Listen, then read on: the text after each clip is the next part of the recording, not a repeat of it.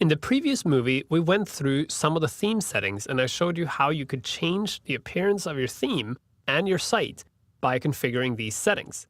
But there was one setting I skipped over because it requires special attention. And it's a setting that's very common for most of these themes that you get with Shopify. That is the featured slider. Featured image sliders are extremely valuable in featuring specific types of content and are great for driving people to specific areas of your site, and therefore they're very common in themes, both free and premium.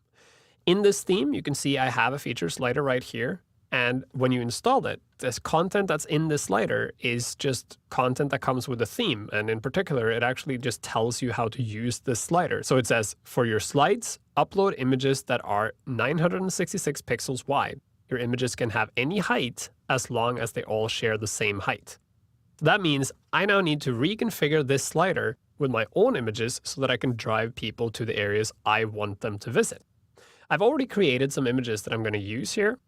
I created 4 of them, and they are the width that was requested, and they're all the same height, and the layout is also the same. Each of these images are meant to be a link to one of the rooms that are featured on the site. So I have one for bedrooms, one for dining rooms, one for kitchen, and one for living rooms. Now I need to go in and edit this slider so that it features my images and so that the images point where I want them to. To do that, I'm going to go back to my dashboard, go to Themes, go to Theme Settings for my theme, and scroll down to Home Slideshow. And here again, you get that message about what size you want to use. And you can enable or disable the slideshow. So if you don't want the slideshow, this is where you would turn it off simply by unchecking this box. But I want the slideshow, and I like how it works right now. It's lagging for 5 seconds, and it has a fade transition. You can also do a slide transition if you want. But I think this is okay. What I need to do now is change the slides to what I want to use. So I'm going to go and choose a file, and then navigate to the first one. That would be the bedrooms slide. I'm going to open that. So that will be uploaded instead. And then I need to change the URL for this first image.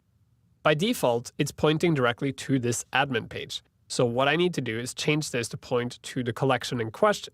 To find the URL, go and look at one of the links. So go to wherever you want to land on and then look at the URL. And you see here we have the domain, and then it says /collections/kitchen. So in this case, what I want to do is just start with a slash. I'm not going to put in the domain. I'll just start with slash and I say collections. And this is going to be bedrooms.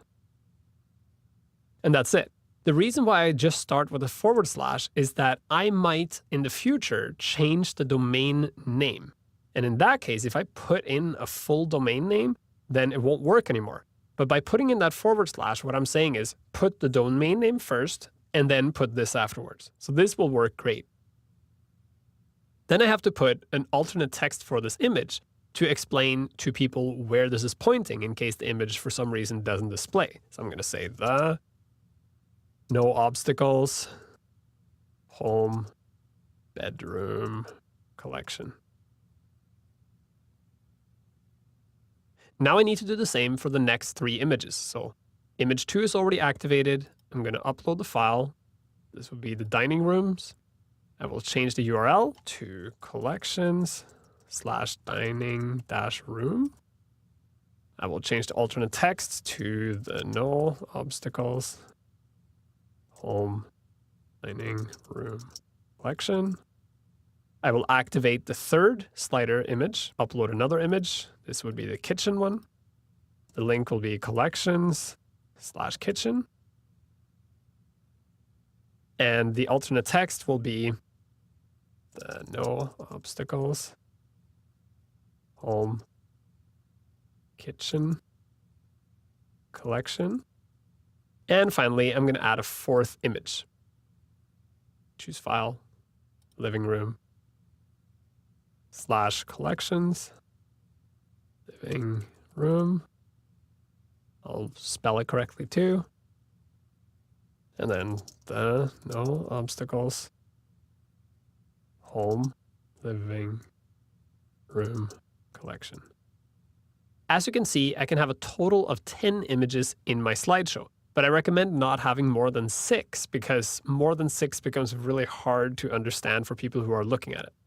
Now that I have these 4 set up, all the links are correct, the alternate texts are correct, and I have the images uploaded, I'm going to click Save.